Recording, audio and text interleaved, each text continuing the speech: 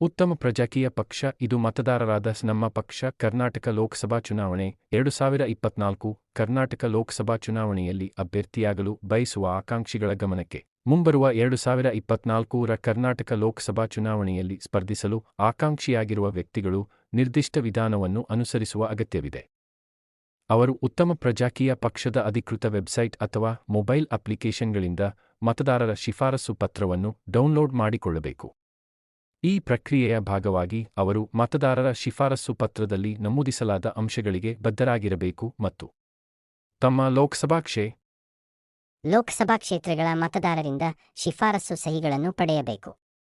ನಂತರ ಅಭ್ಯರ್ಥಿಗಳು ವಿಧಾನ ಪರಿಷತ್ ಚುನಾವಣಾ ಅರ್ಜಿ ನಮೂನೆಯನ್ನು ಅಗತ್ಯ ಮಾಹಿತಿ ಮತ್ತು ಸರಿಯಾದ ದಾಖಲೆಗಳೊಂದಿಗೆ ಉತ್ತಮ ಪ್ರಜಾಕೀಯ ಪಕ್ಷದ ಅಧಿಕೃತ ವೆಬ್ಸೈಟ್ ಅಥವಾ ಮೊಬೈಲ್ ಅಪ್ಲಿಕೇಶನ್ಗಳ ಮೂಲಕ ಸಲ್ಲಿಸಬೇಕು. ಮತದಾರರ ಶಿಫಾರಸು ಪತ್ರವನ್ನು ಡೌನ್ಲೋಡ್ ಮಾಡಿ.